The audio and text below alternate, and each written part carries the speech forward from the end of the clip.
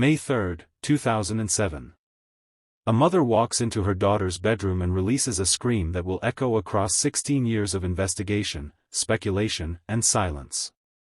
But what if that scream wasn't about what she discovered was missing? What if it was about what she discovered had happened? Tonight, we examine the case that divided the world, where every piece of evidence points in multiple directions, and where one question remains unanswered. Did Kate McCann discover her husband's crime but choose to hide it? This is the Madeleine McCann case. And nothing about it is what it seems. April 28, 2007. The McCann family stepped off their flight into Portuguese sunshine with hope in their hearts and vacation plans in their minds. Gerry and Kate had chosen the Ocean Club Resort in Praia da Luz for their spring holiday, a picturesque coastal village where whitewashed buildings met azure waters. They weren't traveling alone. 7 friends joined them, part of a group that would later be known as the Tapas 7. 8 children between them, laughter already filling the warm air. Apartment 5A became their temporary home. The resort assigned them a ground-floor unit that seemed perfect for a family with young children.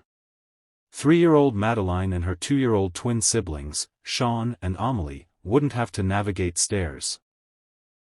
The apartment overlooked the pool area, offering views that promised easy supervision during daytime play. Kate appreciated the convenience. Gerry noted the location. What they didn't discuss, what nobody discusses on the first day of vacation, were the vulnerabilities built into their temporary paradise. The patio doors that opened directly onto a public walkway. The bedroom window that faced the parking lot, accessible from ground level without any effort. The layout that positioned children's bedrooms toward the exterior of the building rather than the protected interior. The resort marketed itself as family-friendly, a safe haven where British tourists could relax without the anxieties of unfamiliar territories. Ground-floor apartments were considered desirable, not dangerous. Unlocked doors were seen as convenient, not careless. The Ocean Club had hosted thousands of families without incident. But Apartment 5A had something the others didn't. It had Madeleine McCann sleeping in the bedroom closest to that unlocked window. And it had parents who would soon make a decision that would haunt them forever, one way or another. If you're already questioning everything you thought you knew about this case, hit that subscribe button. Because what comes next will challenge every assumption you've ever made about the night Madeleine disappeared. May 3, 2007. The day that would fracture into before and after began like every other vacation day at the Ocean Club. Sunshine painted the resort in golden warmth. Children's voices carried across the pool area, that particular pitch of joy that only comes from complete freedom and shallow water. At 2:29 in the afternoon, someone captured a photograph. The metadata would later be examined by investigators, the timestamp verified and re-verified. Madeleine McCann stood by the pool in her pink smocked top, blonde hair catching the Portuguese sunlight. She was looking slightly away from the camera, caught in a moment of childhood distraction. This image would become the last confirmed visual evidence of Madeleine alive and well. The afternoon unfolded in unremarkable perfection. Tennis lessons for the adults while children played under supervision. Laughter. Ice cream. The mundane details that evaporate from memory because they seem so ordinary at the time. Nobody was counting moments. Nobody was noting times.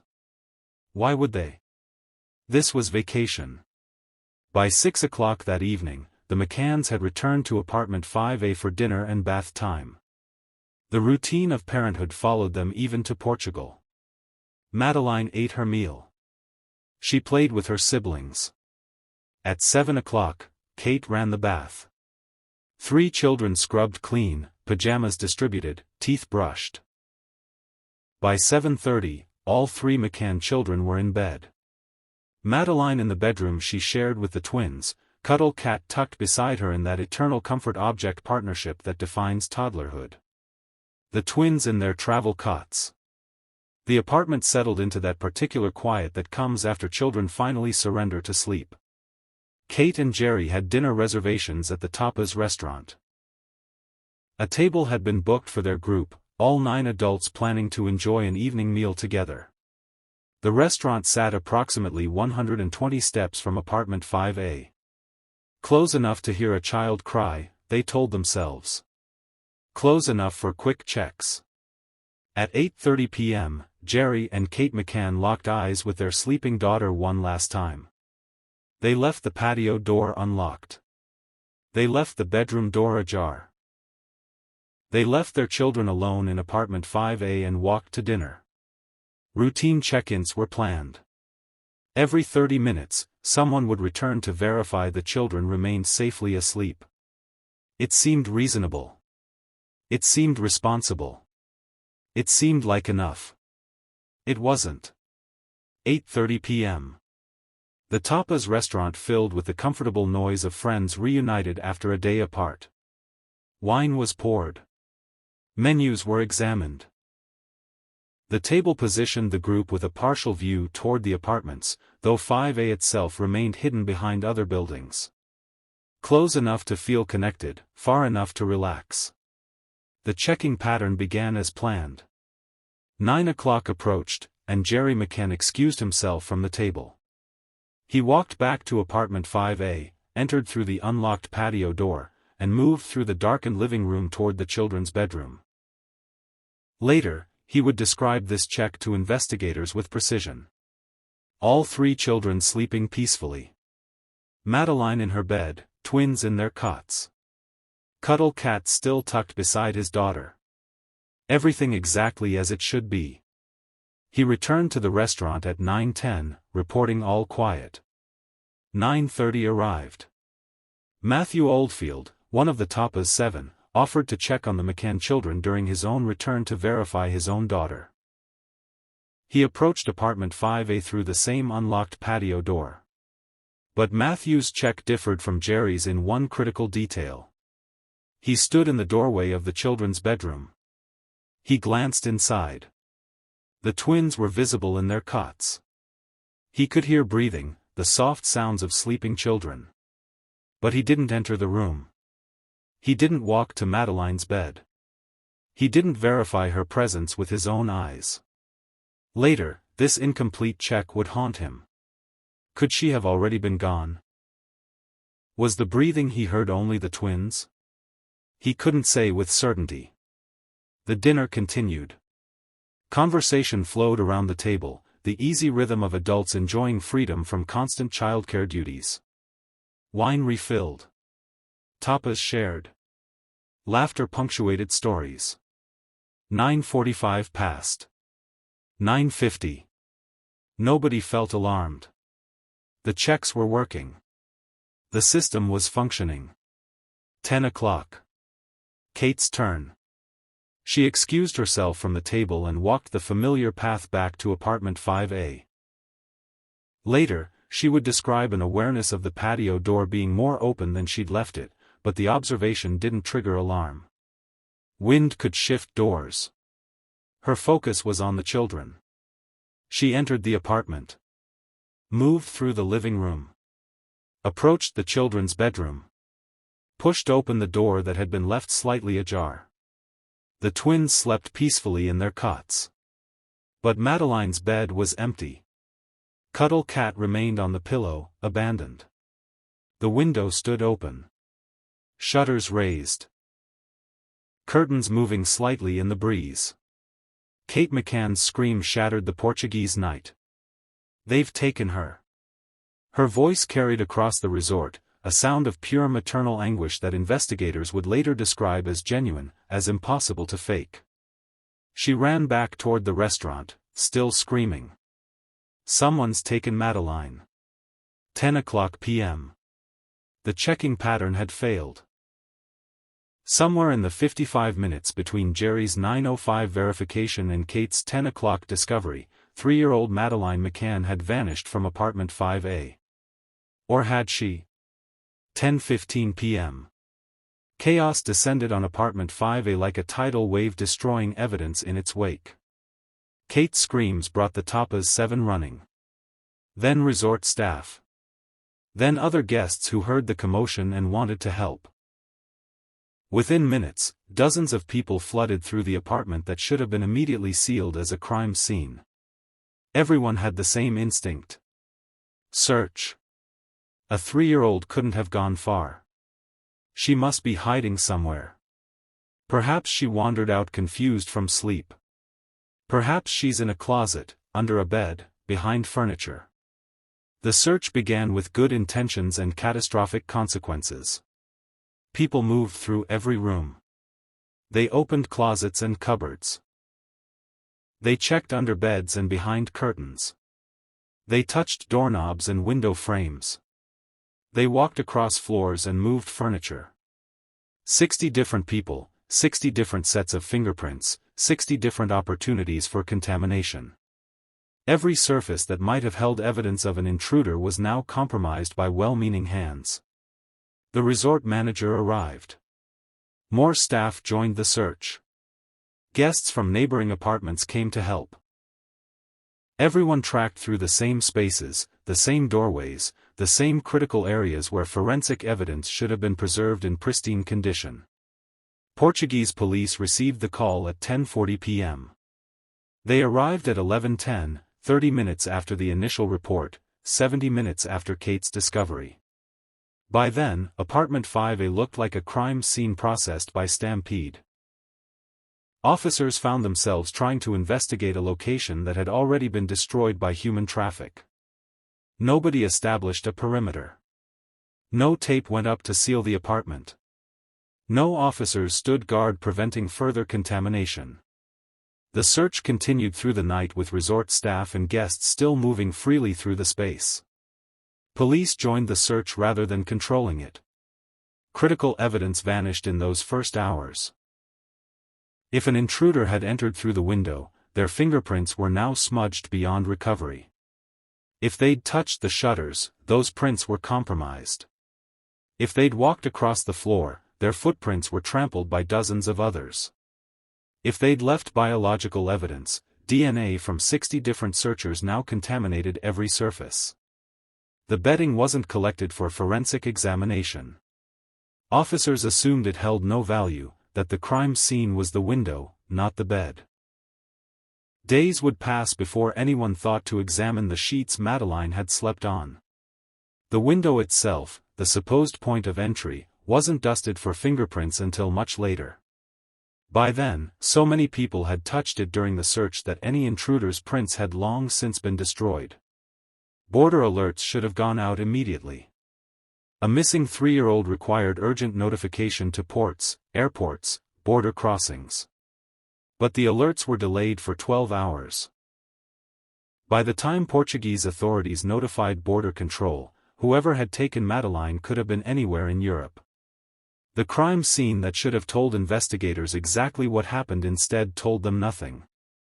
Evidence that should have solved the case in hours was destroyed by chaos and good intentions. Apartment 5A became a monument to investigative failure, a textbook example of how not to handle a missing child case. And in that failure, space opened for competing theories to flourish. Because when evidence is destroyed, speculation fills the void. From the beginning, Kate and Gerry McCann maintained a consistent narrative. An intruder entered through the bedroom window. The shutters had been forced open from the outside. Someone had climbed in, taken Madeleine from her bed, and escaped the same way. It was the only explanation that made sense to them, the only scenario that fit their understanding of what must have happened. Portuguese police examined the window with increasing skepticism. Forensic teams studied the shutters, the window frame, the surrounding wall. They photographed every angle, documented every surface, tested for signs of forced entry. What they found contradicted the McCann narrative entirely. Zero evidence of force. The shutters showed no scratches, no damage, no marks consistent with being pried open from the exterior. The window frame was intact. No tool marks. No splintering. No indication that anyone had manipulated these mechanisms against their design. The shutters could only be raised from inside the apartment, and they showed no signs of external interference. Fingerprint analysis revealed something even more problematic. The window and shutters contained fingerprints, but only one person's. Kate McCann's prints appeared on the surfaces she claimed an intruder had manipulated. Nobody else's. If a stranger had opened that window from outside, if they'd raised those shutters to gain entry, their prints should have been present. They weren't. The front door offered another contradiction to the intruder theory. Kate and Gerry had left it unlocked specifically to make their checking routine easier. An intruder could have walked through that door without leaving any trace of forced entry, without needing to manipulate windows or shutters. Ground floor apartment, unlocked door, sleeping children. Why would someone choose the complicated window entry when a door stood open? The apartment's layout created multiple access points. Patio doors. Front door. Windows on 3 sides. An intruder had options that didn't require the gymnastics of window entry. Yet the parents insisted the window was the point of entry, despite forensic evidence suggesting otherwise. Investigators walked the perimeter. They examined sight lines and approach angles. They tested how easily someone could reach the window from outside. Possible, certainly, but unnecessary given the unlocked doors. And still, no physical evidence supported the theory. The bedroom itself told a story that didn't align with stranger abduction.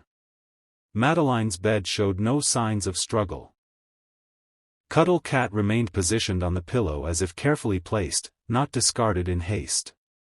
The twins slept undisturbed in their cots mere feet away, despite the chaos that should have accompanied an intruder's presence. August 2007. 3 months after Madeleine's disappearance, British authorities sent specialized resources to Portugal. Eddie and Keela, 2 dogs trained in capabilities that sound like science fiction but represent proven forensic tools. Eddie was a cadaver dog, trained to detect human decomposition. Keela was a bloodhound, trained to identify microscopic traces of human blood invisible to the naked eye. The dogs arrived with handler Martin Grime, a specialist whose testimony had secured convictions in multiple cases. Portuguese investigators watched as Grime worked the dogs through apartment 5A, now empty and waiting.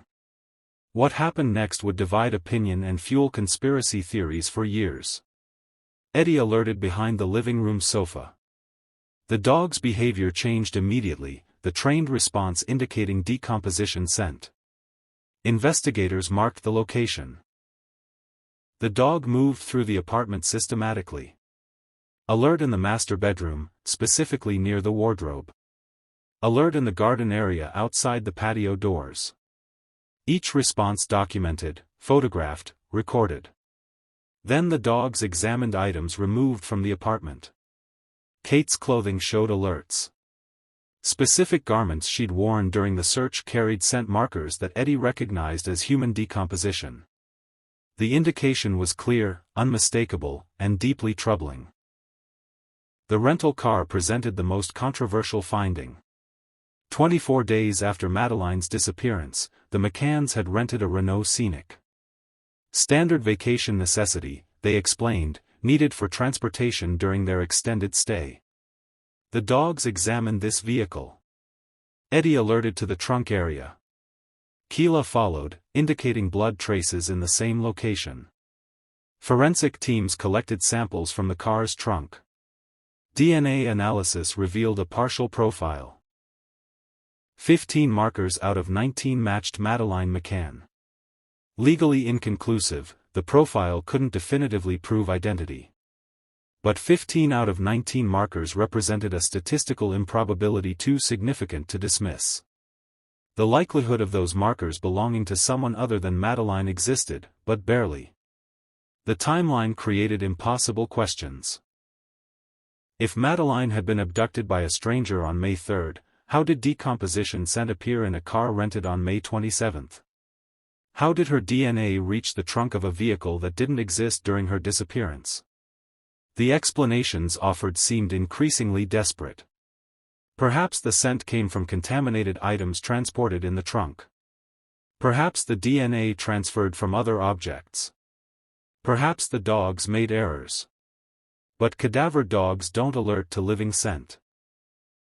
They're trained specifically to distinguish between living and deceased human odor. Eddie's track record showed exceptional accuracy. The alert suggested something had died in apartment 5A, remained there long enough to leave decomposition traces, then somehow connected to a vehicle rented weeks later. 9:15 p.m., May 3. While the official timeline placed Gerry McCann at the Tapas restaurant, a witness reported something that would never be adequately explained. Jane Tanner, one of the Tapas 7, had left the restaurant minutes after Gerry's 9:05 check. Walking back toward her own apartment, she passed a man carrying a child near apartment 5A. The man's build matched Gerry's proportions. His gait, that distinctive way people walk that becomes as identifying as a fingerprint, resembled Gerry's movement pattern. The child wore pajamas, appeared approximately 3 years old, and hung limply in the man's arms. Jane didn't realize the significance at the time. She assumed she'd passed a father carrying his sleeping child, an unremarkable sight at a family resort. Only later, after Madeleine vanished, did the memory crystallize into potential evidence. She reported the sighting to police, described the man in detail, worked with sketch artists to capture what she'd seen. The timing created a critical window.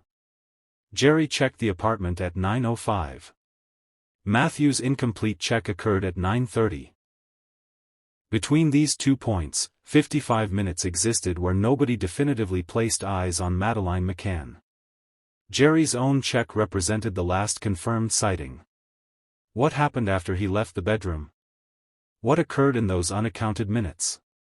Police examined Gerry's movements that evening with intensifying scrutiny. He'd been gone from the table long enough to perform his check, he said. But how long does it take to walk to an apartment, glance at sleeping children, and return? Witnesses disagreed on his exact absence duration. Some remembered 5 minutes. Others recalled longer. The inconsistencies created space for doubt. A second witness reported seeing a man carrying a child at 10:00 p.m., 500 yards from apartment 5A, moving toward the beach. Again, the physical description aligned with Gerry's appearance. Again, the child appeared unconscious or sleeping, transported with urgent purpose but no apparent distress from the carrier. The beach sat minutes away from the resort. At night, in darkness, with minimal witnesses, the water offered possibilities that investigators couldn't ignore. A body disposed of in the Atlantic would disappear without trace, carried by currents that could deposit remains anywhere along the European coast or nowhere at all. Gerry's behavior after the disappearance attracted attention. His composure seemed unusual for a father whose daughter had just vanished. While Kate displayed visible anguish, Gerry appeared controlled, almost clinical in his responses. Grief experts noted that people process trauma differently, that some individuals compartmentalize rather than express emotion openly. But to observers, his demeanor felt wrong. 10:00 p.m. Kate McCann entered apartment 5A for her scheduled check and released a scream that investigators universally described as genuine maternal terror. But what if that scream wasn't about discovering her daughter missing? What if it was about discovering what had already happened? Consider an alternative timeline. Kate walks into the bedroom expecting to find 3 sleeping children. Instead, she finds 2. The twins sleep peacefully, but Madeleine's bed tells a different story. Perhaps she finds evidence of something catastrophic. Perhaps she realizes in that moment what Gerry did during his 9:05 check, what actually occurred in those 55 unaccounted minutes. The psychological literature on trauma describes dissociation, the mind's emergency response to unbearable reality. A mother discovering her husband harmed their child faces a choice no human should have to make. Expose him and destroy the family completely. Protect him and live with unspeakable knowledge. Keep the twins' father, maintain some version of family structure, or pursue justice and lose everything. Kate's composed demeanor during later police interviews struck observers as unnatural. Parents of missing children typically display continuous distress, but Kate appeared controlled, almost detached. Investigators noted this behavior as suspicious. But trauma experts explained that dissociation creates exactly this presentation. The mind protects itself by creating emotional distance from reality too painful to process. Her refusal to answer certain police questions during reinterrogation fueled suspicion. 48 questions met with silence, with Kate invoking her right not to respond. Guilty behavior, some argued. Protective behavior, others suggested. A woman guarding what remained of her shattered family. The marriage itself became evidence in competing theories. Most couples separate after losing a child. The statistics are devastating. Grief destroys partnerships that can't bear the weight. Yet Kate and Gerry McCann remain together, presenting a united front against investigation and speculation. Either they shared innocence and mutual support through tragedy, or they shared guilt and the necessity of maintaining a coordinated defense. Kate's memoir, published years later, described her thought processes during those initial hours. She wrote about praying for Madeleine's safe return, about imagining scenarios of recovery. But trauma rewrites memory. The brain protects itself by reconstructing events, by creating narratives survivable enough to process. What Kate remembered, what she chose to share, what she genuinely believed had happened, these elements might not align with objective reality. The impossible choice theory suggests Kate discovered something unthinkable at 10 p.m. and made a decision to protect her remaining children by protecting their father. Right or wrong, understandable or unforgivable, the theory explains evidence that stranger abduction cannot. September 7, 2007. 4 months after Madeleine's disappearance, Portuguese authorities took the extraordinary step of naming Kate and Gerry McCann as arguidos, official suspects in their daughter's disappearance. The declaration shocked the world. Parents who had maintained their innocence through countless interviews, who had launched an unprecedented media campaign to find their daughter, now stood accused by the very investigators tasked with helping them. The evidence supporting suspect status remained circumstantial but compelling. The cadaver dog alerts. The DNA samples from the rental car. The lack of forced entry evidence. The inconsistencies in checking timelines. The behavioral observations that suggested concealment rather than grief. Portuguese investigators believed they had enough to justify formal suspicion, even without definitive proof. But suspicion isn't conviction. By July 21, 2008, Portuguese authorities lifted the arguido status. Insufficient evidence, the official statement read. The investigation had failed to produce concrete proof linking the McCanns to their daughter's disappearance. The case remained open but without clear direction, without viable suspects, without resolution. The British government launched Operation Grange in May 2011. Scotland Yard took control, bringing fresh investigators and substantial resources. £12 million spent over years of investigation. 600 different leads followed, assessed, eliminated. The operation represented one of the most expensive missing person investigations in British history. Investigators reviewed everything. They re-examined witness statements, analyzed forensic evidence with new technology, pursued theories Portuguese authorities had dismissed. They traveled across Europe following tips, examining reported sightings, chasing shadows. Every lead went nowhere. Every promising development collapsed under scrutiny. 2020 brought renewed hope. German prosecutors announced they were investigating Christian Bruckner, a convicted sex offender who had been living near Praia da Luz in May 2007.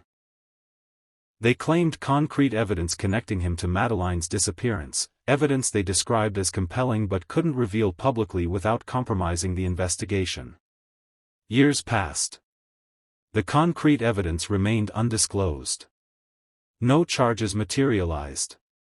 Bruckner's involvement, presented as breakthrough progress, produced no resolution. The investigation continued in the same pattern it had followed for 13 years. Promising developments that led nowhere. Evidence that couldn't produce conviction. Theories that couldn't be proven. The McCanns cooperated with Operation Grange while maintaining their innocence. They participated in media appeals, continued funding private investigators, refused to accept that Madeleine was dead. Their persistence impressed some observers, troubled others. Either they were innocent parents refusing to surrender hope, or guilty parties maintaining an elaborate deception. 16 years later, no body has been found. No remains discovered. No forensic evidence definitive enough to bring charges against anyone. Madeleine McCann would be 20 years old today. An adult. Perhaps attending university, starting a career, living a life her parents can only imagine in the quietest moments of grief. But the calendar moves forward while the case remains frozen in May 2007, locked in competing theories that nobody can definitively prove or disprove. Kate and Gerry McCann still live in Rothley, England, with twins Sean and Amelie who grew up under the shadow of their sister's absence. The family endures perpetual public judgment, the weight of suspicion that never fully dissipates despite cleared suspect status. Every interview brings renewed scrutiny. Every anniversary triggers fresh speculation. The internet never forgets, never stops analyzing, never reaches consensus. If this case has gripped you the way it's gripped millions around the world, subscribe to this channel. We dive deep into cases where the truth remains elusive, where evidence points in multiple directions, and where justice stays frustratingly out of reach. The case files remain open. Portuguese authorities maintain official investigation status, though active leads have long since exhausted themselves.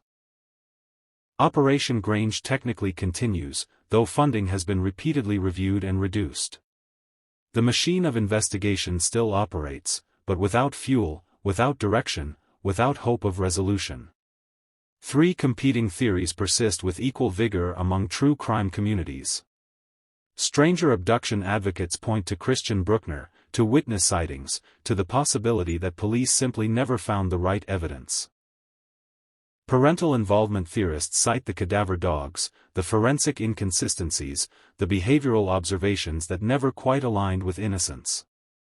The Kate discovery theory occupies middle ground, suggesting truth more complex than either extreme position allows. Each theory has evidence supporting it. Each theory has gaps that cannot be filled. The contaminated crime scene ensures that definitive proof will never emerge. The delayed border alerts mean that even if an abductor existed, they had 12 hours to disappear beyond reach. The destroyed forensic evidence guarantees that questions will always outnumber answers. Madeleine's face remains one of the most recognized missing child images in history.